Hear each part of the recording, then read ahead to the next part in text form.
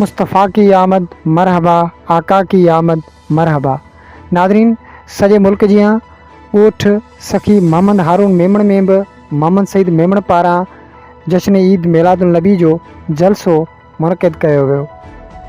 जलसे में इंतहाई नाम्यारे सना ख़्वान, सैयद मंज़ूर हुसैन शाह बुख़ारी ऐं संदसि साथियुनि महबूब करीम सल्लल्लाहु अलैहि वसल्लम जी सीरत, अक़ीदत ऐं एहतराम खे नातुनि जी सूरत में पेश कयो।